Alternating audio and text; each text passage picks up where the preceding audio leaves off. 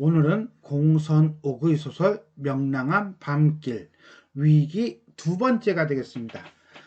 위기를 둘로 나눈 것은 전반부하고 후반부가 내용이 완전히 바뀌어요.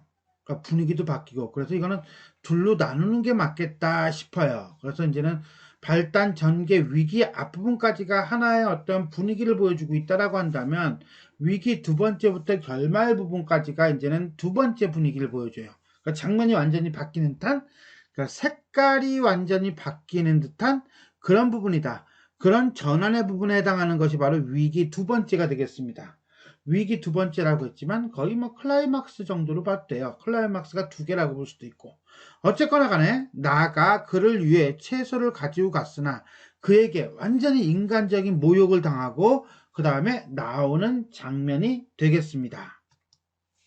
이 작품의 서술자인 나는 아는 것도 가진 것도 많지 않은 가난한 여성이며 도시에서 온 유식하고 세련된 남자와 사랑을 하게 되지만 끝내 그에게 상처를 받고 맙니다.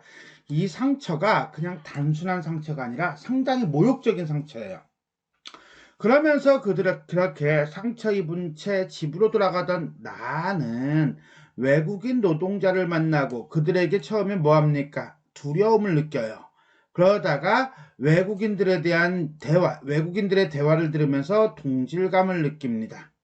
결국 이 작품은 시골 처녀인 나의 이야기와 외국인 노동자 이야기가 만나는 밤길에서 사회적 소수자들의 삶의 의미와 미약하나마 그들의 삶에 희망이 있다라고 하는 주제의식을 명랑한이라는 관용어를 사용하여 우리가 드러내고 있다라고 보시면 되겠습니다. 그는 집에 있었다. 집안에서는 음악 소리도 났고, 자, 집안에서 음악 소리가 났으니까 그가 집에 있다라고 생각을 한 거죠. 그리고 그는 여전히 나를 집에 들이지 않았다. 집에 있는데 초인종을 눌러도 이게 불 나오지를 않아. 그것은 결국 뭡니까? 그가 나에게 거리를 두고 있다는 거죠. 다정하게 대하고 있지 않다는 거예요. 나는 내가 가지고 간 것들은요, 무공의 채소가 되겠고요. 이거는 그에 대한 나의 사랑과 정성. 그런데 나의 사랑과 정성이 무공해, 깨끗해. 그래서 순수함이라고도 해석할 수 있습니다. 남자에게 내밀었다. 위태롭게 반짝거리던, 여기서 포인트는 반짝거리던이 아니라 위태롭게라고 보시면 돼요. 위태롭게 반짝거리던 몇낱의 별들은 어느 사이 두터운 구름 너머로 뭐했어? 사라져버렸어요. 자, 여기서 별이라고 하는 것은요, 어떻게 본다면 나의 희망, 사랑, 기대 이런 것들을 나타냅니다. 그런데 이 희망, 사랑, 기대가 매우 위태롭게 있다가 결국은 사라졌다는 것은 그에게 가졌던 나의 어떤 희망과 기대가 사라질 것임을 암시하고 있다. 자연적 배경을 통해서 사건 전개의 과정을 암시하고 있다라고 보시면 되겠습니다. 무공의 채소예요. 무공의 채소예요. 아까 얘기했죠? 무공해란 뭐라고? 나의 순수한 사랑과 정성. 그랬더니 남자가 대답을 합니다. 아, 무공해고 뭐고 이제 그만 가져오세요. 아, 뭐니? 그죠? 분명히 서로 간에 교감이 있고 사랑한 거 아니었나? 그런다라고 생각을 했는데 이게 아닌 거네. 나는 당신에게 이 채소들을 갖다 주기 위해 지난 봄 내내 마당을 일구어 텃밭을 만들었어요. 텃밭을 일구는 동안에는 손에서 피가 나기도 했죠. 굳이 이 말을 하는 것은 내가 이것을 주기 위해서 얼마나 많은 고생을 했고 정성을 다했는지 알아주기를 바라는 마음이라고 보시면 돼요. 그에 대한 나의 희생과 헌신. 나는 연희 씨에게 손에서 피가 나도록 텃밭을 일구라고 한 적이 없어요. 자, 읽고 있는 나쁜 남자지만 선을 넘으려고 하고 있어요. 그죠? 나는 당신 집에서 오는 택시비 때문에 사람들 다 아는 통화 중에 다른 전화 왔다고 신호해주는 장치도 못했어요.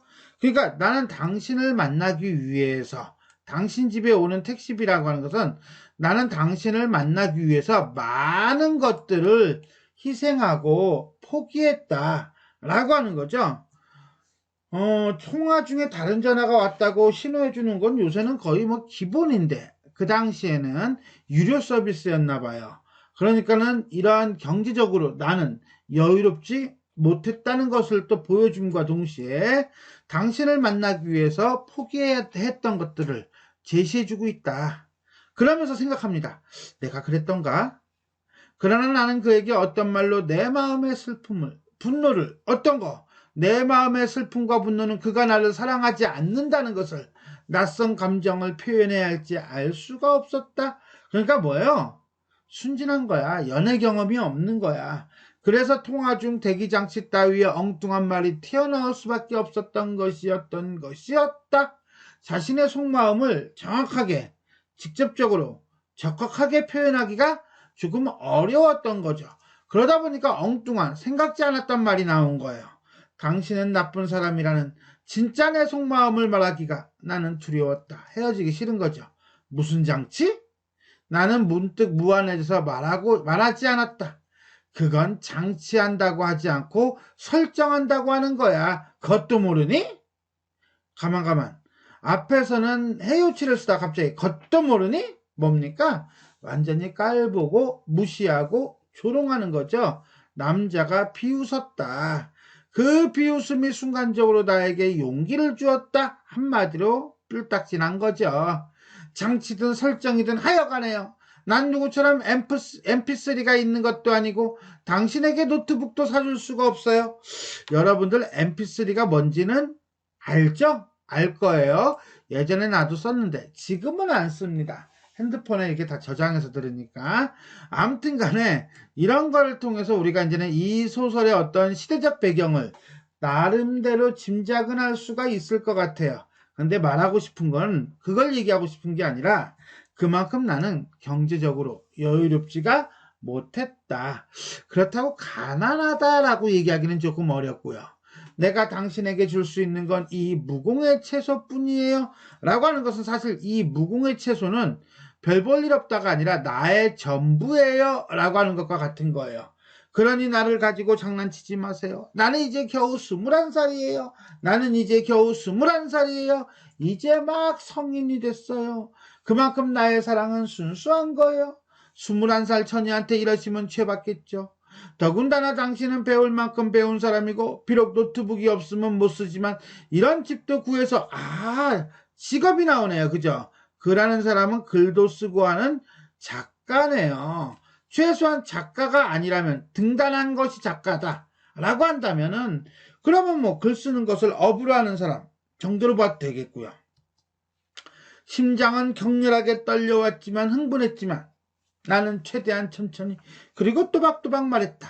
그랬더니 그가 대답했다. 야, 그동안 내가 얼마나 너한테 잘해줬는데 그래? 잠깐. 야, 이래? 안 되지. 부릴 줄 알아?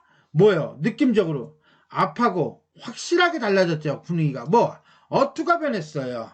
어투가 어떻게 변했습니까? 해요체에서 해체로 바뀌었어요. 그것은 나를 무시하다 못해 비열한 그의 모습이 드러난다라고 보면 돼요. 더더군다나 네가 이러는 거 행패부 지금 무공의 채소 갖다 주는 걸 뭘로 보고 있어요? 행패로 보고 있어요. 그러니까는 거의 뭐 지금 보면 나를 스토커 정도로 취급하고 있다라고 보면 되겠고요. 그러면서 하는 말이 행패 부리자면 나도 부릴 줄 알아. 이건 선 넘어도 한참 넘었다. 그죠? 완전히 적반하장이죠. 지금 지가 하고 있는 것 자체가 행패죠. 하지만 내가 언제 너한테 행패 부린 적이나 있어? 단적인 예로 방앗간 것만 해도 그래. 내가 나쁜 맘만 먹었어도 방앗간 지나갈 때 너 가만 안 뒀지? 확실히 선 넘었죠? 근데 나 너한테 한 번도 험하게 안 했잖아. 그리고 내가 굳이 너 같은 애한테 깊은 속 얘기할 필요가 없어서 안 했는데 굳이 너 같은 애한테 라고 하는 거는 완전히 무시하고 모욕하는 거죠. 내가 잘 나가는 사람 같으면 뭐 이런 데서 이러고 있겠냐? 라고 하는 것은 내가 잘 나가지 못하니까 너 같은 애 만난 거야. 한마디로 말해서 내가 생각했던 계획했던 건 이런 게 아니야. 너 만나는 게 나의 계획이 아니야. 나도 누구처럼 여건만 된다면 너같이 되먹지 뭐래니? 요거죠, 요거. 되먹지 못한 계집애한테 이런 수모를 당할 사람이 아니라는 거 너 알아? 내가 아무리 이런 집에 산다고 네 눈에 내가 그지로 보이냐? 네 눈에 내가 그지로 보이느냐? 라고 하는 것은 내가 이러지 이렇게 사니까 그렇지 라고 하는 거예요. 일종의 패배의식이죠. 쌍 촌년이 팔랑 까지고서는 에이 재수없어. 야 이건 직접적 모욕이라고 보면 됩니다. 점점 선이 더 넘어서고 있어요. 그죠?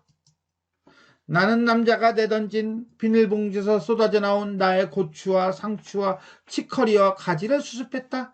손이 심하게 떨리고 심장은 그보다 더 떨렸다. 왜? 충격받았다. 눈물도 나오지 않았다. 그런데 후두두둑 비가 쏟아지기 시작했다. 자, 여기서 말하는 후두두둑 쏟아지는 이 비. 이 비는 결국은 나의 심리죠. 나의 어떤 심리? 절망감과 슬픔을 드러내는 일종의 객관적 상관물이다 라고 볼 수가 있겠습니다. 자, 여기까지 그에게 속마음을 얘기하지만 도리어 모욕당하는 나의 모습이 되겠습니다. 자, 이 대목에서 우리가 볼 수 있는 것은 그라는 인물이에요. 그라는 인물을 직접적으로 얘기하지는 않습니다만은 우리는 대화, 즉 보여주기 방식을 통해서 그라는 인물이 어떤 인물인지를 알 수가 있겠습니다. 자, 내가 너 같은 사람, 잘 나가는 사람 같으면 뭐 이런 데서 이러고 있겠냐? 또는 너같이 되먹지 못한 계집애한테 내가 아무리 이런 집에서 이렇게 산다고 네 눈에 내가 거지로 보이느냐? 천년이 발랑 까져가지고서는 발음도 안 돼. 내가 흥분했어. 에이 재수없어 라고 얘기한단 말이야. 분명히 한때는 사랑한다고 얘기했고 그 다음에 다정하게 지냈던 사람한테 되먹지 못한 계집애라고 한다든가 아니면은 발랑 까진 뭐 이런 말을 쓴다는 것은 상황에 따라서 말을 바꾸는 진실되지 못하고 비열한 인물이라는 것을 알 수가 있습니다.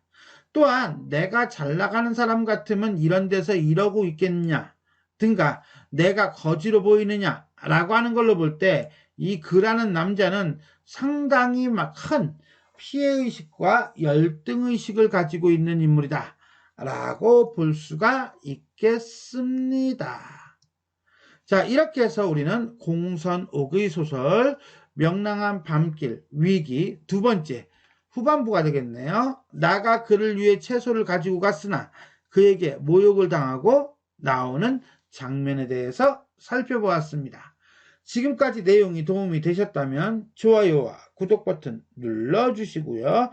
알림 설정 부탁드리겠습니다. 수고하셨습니다.